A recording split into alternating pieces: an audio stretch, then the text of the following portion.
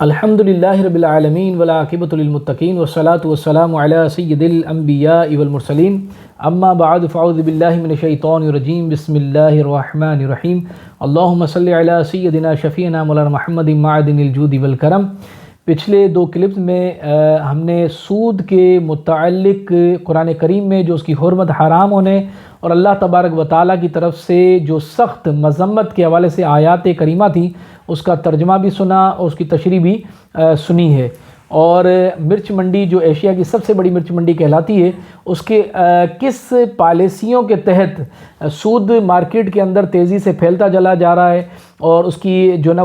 کتنی وہ برائیاں ہیں اور کتنا بڑا یہ گناہ ہے اور اللہ سے ناراضگی کا وہ ذریعہ ہے اور اللہ سے خلم کھلا اور اس کے حبیب علیہ الصلوۃ والسلام سے خلم کھلا یہ اعلان جنگ ہے اور کاروبار مارکیٹس اور اپنے رزق کو برباد کرنے کا ذریعہ اور یہ راستہ ہے، اور تیزی کے ساتھ منڈی کے اندر ڈیلی کروڑوں روپے کے وہ سودی کاروبار بھی کس انداز میں ہو رہے ہیں اس پر کچھ گفتگو کی تھی۔ بہت سارے ماشاءاللہ دینی مذہبی لوگ بھی وہ کاروبار کر رہے ہوتے ہیں، یقیناً ان کا کاروبار سود سے پاک ہوگا، وہ حاجی پرہیزی بھی ہیں اور ماشاءاللہ دینی لوگوں سے اٹھ بیٹھ بھی ہے، علماء سے انہوں نے رابطہ بھی کیا ہوگا، پوچھا بھی ہوگا، یقیناً آپ کا کاروبار سود سے پاک ہوگا۔ لیکن کیا آپ نے ایسا طریقہ تو نہیں اپنایا کہ پیسے ہونے کے باوجود، اپنی کمیشن کاٹ لینے کے باوجود ہم نے کسی بندے کے پیسے روک لیے 3-4 مہینے کے لیے؟ اچھا، اگر وہ اپنی رضا بھی شامل کرتا ہے، آپ کہیں گے وہ تو اس بات پر راضی ہے کہ اور شریعت نے بھی جائز قرار دیا ہے کہ ہم 3-4 مہینے کی ادھار پر اس سے مال خریدا ہے ہم نے اور اس بات پر وہ راضی ہے، یقیناً وہ راضی ہے، لیکن آپ کے پاس پیسے تھے اور آپ کو رب نے اس میں سے منافع بھی دے دیا، یعنی 5%، 6% جو آپ کی کمیشن تھی وہ آپ کو مل گئی، لیکن آپ نے اس کے پیسے روک لیے۔ اب وہ مجبوراً اپنے اس پیسے کو کیش کروانے کے لیے جو آپ نے پرچی دی یا چیک دیا وہ کسی سودی بندے کے پاس جائے گا اور وہاں سے کٹوتی کروا کے اور کیش لے لے گا، یعنی گویا کہ اس نے اپنے جو آپ نے رقم ادا کرنی ہے اتنی رقم سے اضافی وہ اس پر سود ادا کر کے اور اپنا وہ کاروبار چلائے گا۔ تو گویا کہ آپ کے اس فعل سے اگر آپ اس کو دینے پہ قدرت بھی رکھتے تھے اور نہیں دیا اور آپ کے اس کام سے اگر سود پھیلا تو گویا کہ آپ نے سود پھیلانے میں معاونت کی، تو جو گناہ میں معاون بھی ثابت ہوتا۔ رب کریم نے فرمایا کہ نیکیوں میں ایک دوسرے کے معاون بنو، گناہوں میں ایک دوسرے کی مدد نہ کرو۔ اب آپ کہیں گے کہ ہماری نہ نیتیں نہ مدد کرتے ہیں، لا محالہ ہمارے ایسے افعال ہوتے ہیں اور تجارتی کام ہوتے ہیں اور چند ایسی پالیسیز ہم نے مرتب کر رکھی ہوتی ہیں کہ جس پر نظر ثانی کی سخت ضرورت ہوتی ہے۔ دارالافتاء مفتیان کرام سے رابطے کی حاجت اور ضرورت ہوتی ہے کہ تاجر کو، بلکہ ہر شعبہ زندگی کے ہر بندے کو اتنا علم اس شعبے کے متعلق حاصل کرنا، فرض کرنا اتنا ضروری ہوتا ہے، فرض ہوتا ہے کہ کم از کم اس کے حرام اور حلال کی وہ تمیز جان سکے، معاملات کو پرکھ سکے۔ تو بہتر یہ کہ جتنے تاجر حضرات ہیں وہ اگر اللہ رسول سے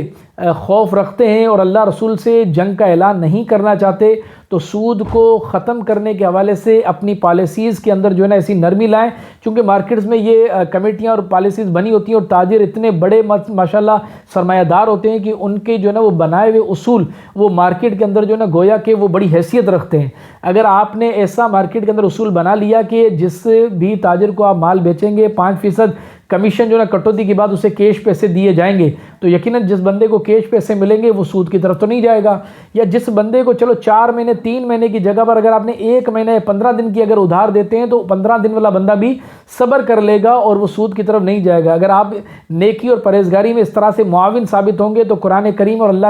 اللہ کریم جل و علا کے حکم پر عمل بھی ہوگا، ثواب بھی ہوگا، رب کریم کی خوشنودی کا باعث بھی بنے گا اور اللہ تبارک و تعالیٰ آپ کے رزق میں، روزیوں میں برکتیں بھی دے گا۔ لیکن اگر جس مارکیٹ میں سود بڑھتا چلا گیا تو پھر یہ صرف چھوٹے سود لینے والے برباد نہیں ہوں گے، بلکہ اگر ہم نے گناہوں سے انہیں نہ روکا تو پھر ہم سب اس کا شکار ہوں گے، اور خدا نخواستہ وہ دن دور نہیں کہ وہ برباد ہوئے تو ہم بھی برباد ہوں گے، اور ہم برباد ہوئے تو مارکیٹ وغیرہ یہ برباد ہو جائے گی۔ جس کاروبار کے اندر سود شامل ہو جائے تو وہ رزق وہ برباد ہو جاتا ہے اور اس میں کوئی بچت نہیں ہوتی بلکہ نقصان در نقصان ہوتا چلا جاتا ہے۔ تو سود ہے کیا؟ سیدی اعلیٰ حضرت امام محمد رضا فاضل بریلوی رحمۃ اللہ تعالیٰ علیہ نے فتویٰ رضویہ شریف میں فرمایا، سود کی تعریف بیان فرمائی کہ قرض دینے والے کو قرض پر جو نفع و فائدہ حاصل ہو وہ سب سود اور نیرا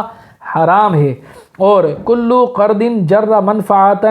فہو ربا، کہ جو قرض سے جو فائدہ حاصل کیا جائے وہ سب سود ہے، اب قرض کی دو قسمیں ہیں، وہ بھی میں آپ کے جو ہے اس سے بہت ساری جو ہے وہ قرض کی اور سود کی اس طرح کی بہت ساری مطلب ٹاپک ہے، لیکن چیدہ موٹی آپ کو مثالیں دے دوں کہ سود کی دو قسمیں کہ قرض کے بدلے حاصل ہونے والا اضافہ. مثال کے طور پر ایک بندے نے لاکھ روپے دیے، اور جب یعنی قرض کے طور پر کسی بندے کو دیے، زید نے بکر کو لاکھ روپے دیے. اب جب بکر سے پیسے لاکھ روپے جب واپس لے گا تو 1,00,000 کے بدلے اگر 1,10,000 لے گا اور سامنے بدلے میں کوئی چیز بھی نہیں، مثال کے طور پہ لاکھ کے بدلے تو لاکھ بن رہے تھے لیکن اس نے 1,10,000 لیے، تو 10,000 جو اضافی لیے اور اس کا کوئی بدلہ بھی سامنے نہیں، اگینسٹ کوئی چیز بھی نہیں، تو پھر یہ 10,000 پہ ربا یعنی سود ہے. اور اگر مثال کے طور پر اس کی دوسری مثال سمجھ لیں کہ ایک بندہ ہے کہ وہ قسطوں والی دکان پر گیا اور اس کو جو نا کوئی اے سی لینا ہے یا فریج لینا ہے، اور قسطوں والے بندے نے کہا کہ یہ 1,25,000 روپے کا آپ کو 3 یا 4 ماہ کی جو نا وہ ٹائم پیریڈ پر قسطوں پر یہ پڑے گا. اب اس کا دوست اگر اس کے ساتھ تھا، اس نے کہا کہ کیش میں کتنے کا دیں گے، دکان والے کو کہا، دکان والے کا بھی 1,00,000 کا کیش میں، لیکن 3-4 مہینے کی قسطوں پر یہ 1,25,000 کا یعنی 25,000 آپ کو قسطوں میں اضافی دینے پڑیں گے. تو قسطوں میں مال بیچنا یہ جائز ہے، یہ بھی سود نہیں ہے. لیکن اب اس دوست نے اپنے جس بندے کو خریدنا تھا، اس دوست کو دوسرے دوست کو کہا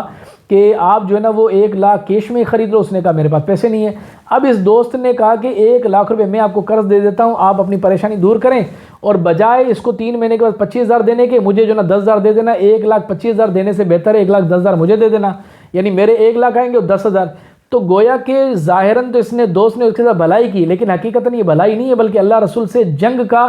راستہ اختیار کر دیا لا علمیت کی بنیاد پر، کہ وہاں جو 1,25,000 کا 3 ماہ کے بدلے جو وہ 25,000 1,00,000 پہ اضافی دے رہا تھا ٹائم پیریڈ پہ، وہ کسی پیسے کا عوض موجود تھا، اگینسٹ ایک بدلہ موجود تھا، یعنی اس کو وہ سامان مل رہا تھا. لیکن یہاں اس نے 1,00,000 روپے قرض دیا اور اس نے اس دکان والے سے سامان تو 1,00,000 کا لے لیا، لیکن 3-4 ماہ کے بعد 1,00,000 جب اس بندے کو دے گا تو یہ تو 1,00,000 کے بدلے اس کا 1,00,000 روپے ہو گیا، لیکن 10,000 پہ بغیر کسی عوض بدلے کے دیے تو یہ اضافی جو ہے نا وہ سود کہلائے گا. اب شریعت نے اس کا ایک راستہ بھی رکھ لیا آسان. بہت سارے معاملات اگر آپ علماء سے ملیں گے، دارالافتاء سے جب رابطہ کریں گے تو وہی پیسہ آپ کو مل جائے گا، لیکن بہت ساری جائز صورتوں میں مل جائے گا. اب اگر یہ بندہ یوں کرتا، تھوڑا سا مطلب اگر معاملہ شریعت کی حد کے اندر اگر مطلب دائرہ کیا جائے تو بندہ جو نا وہ بالکل شرعی تقاضوں کے تحت جائز منافع بھی اسی انداز میں کما سکتا ہے. اگر اس کا دوست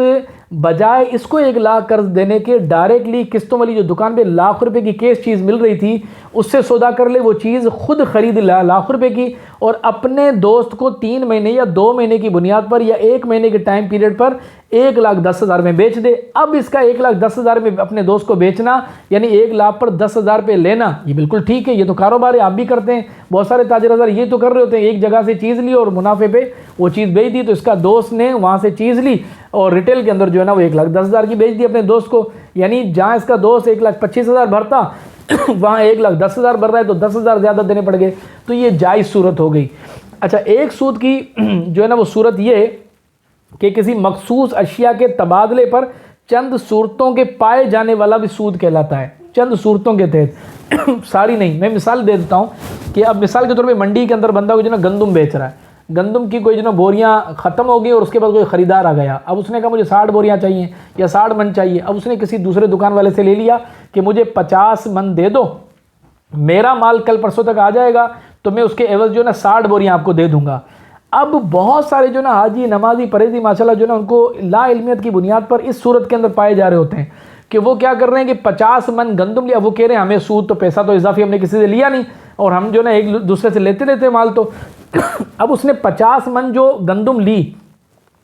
اب اس کو چاہیے تھا کہ 50 من ہی اپنی گندم واپس لیتا، یعنی جس بندے نے 50 من لی ہے تو اس کو چاہیے تھا 50 من دے، لیکن وہ 60 من دے رہا ہے. 10 من جو اضافی گندم دے رہا ہے یہ سود کے زمرے میں آئے گا. تو ایسی بہت ساری صورتیں ہوتی ہیں کہ ہمیں پالیسی جو ہے نا وہ دارالافتاء میں چیک کروانی چاہیے اور منڈی کے اصول ایسے بنانے چاہیے جس سے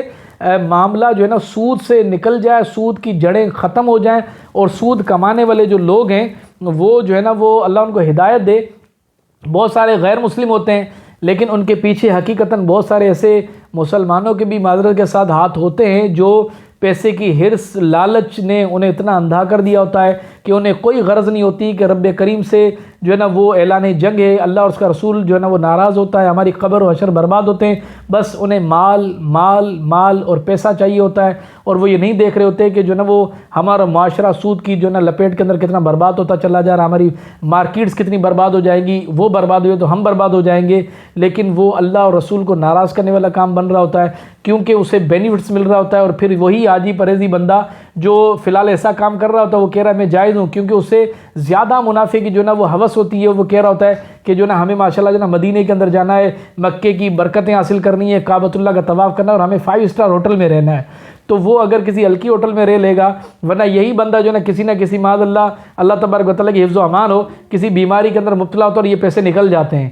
تو ایسا کام نہ کیا جائے جو سود کے زمرے میں آئے، اچھا سود کے زمرے میں نہیں ہے لیکن ایسا کام بھی نہ کیا جائے کہ جس کی وجہ سے مارکیٹ کے اندر جو ہے نا سود پھیلتا چلا جائے۔ تو بڑے بڑے جو تاجر حضرات دیندار لوگ ہیں میں ان سے گزارش کروں گا، یقیناً آپ کاروبار درست کر رہے ہوں گے لیکن ایسی پالیسیز مرتب کریں کہ جس سے معاشرے سے سود ختم ہو جائے، اور ہمارے معاشرے میں اس وقت سود کی یہ لعنت، یہ بیماری، یہ گناہ تیزی کے ساتھ پھیلتا چلا جا رہا ہے، اور میں نے خود منڈی کا ملاحظہ کیا ہے معاملہ، وہاں پر ڈیلی بیسس پہ کروڑوں روپے کے جو ہے نا وہ کاروبار جو ہے نا وہ سود پر ہوتے چلے جا رہے ہیں، یعنی لین دین جو ہے وہاں سے جو ہے نا وہ 4-5 مہینے کی ادھار کا چیک مل گیا یا پرچی مل گئی اور ہم نے جو ہے نا وہ کیش کروا دی سود پر۔ تو سود جو ہے وہ اللہ کو ناراض کرنے والا کام ہے، اور حدیث پاک کے اندر اس کی سخت مذمت ہے۔ خود امام اعظم رضی اللہ تعالیٰ کے متعلق آتا ہے کہ انہوں نے کسی کو قرض دیا ہوا تھا، اب کسی جنازے میں گئے تو لوگوں نے کہا کہ یہاں دھوپ ہے حضرت، جب تک جو ہے نا وہ جنازہ پڑھیں تب تک آپ جو ہے نا اس جگہ کے دیوار کے سائے میں کھڑے ہو جائیں۔ تو امام اعظم رضی اللہ تعالیٰ عنہ نے فرمایا کہ میں نے اس جگہ والے کو قرض دیا ہوا ہے، اگر میں اس کے سائے میں کھڑا ہوا کہیں اللہ تبارک و تعالیٰ اس قرض کے اوپر جو ہے نا وہ نفع حاصل کرنا، یعنی گویا کہ سود لینے والوں میں مجھے شامل نہ کر دے، یہ ان کا خوف خدا تھا، کیونکہ قرض سے جو بھی فائدہ حاصل کیا جائے گا وہ سود ہے۔ بہت ساری مثالیں موجود ہیں، بہت ساری مذمت کی جو حدیث ہیں، صرف میں اللہ تبارک و تعالیٰ سے دعا کرتا ہوں کہ رب کریم جو ہے نا ہمیں، ہمارے بڑے تاجر حضرات ہیں انہیں عقل سلیم عطا کرے کہ ان کے رزق روزی میں برکتیں دے، لیکن ایسا کام کریں کہ جس سے سود جو ہے مارکیٹ سے ختم ہو جائے۔ اللہ تبارک و تعالیٰ اس گناہ عظیم سے ہماری حفاظت فرمائے اور سود کی لعنت کو ہمارے معاشرے سے دفع فرمائے، ختم فرمائے، آمین بجاہ نبی الامین صلی اللہ تعالی علیہ وسلم، وآخر دعوانا الحمد للہ رب العالمین۔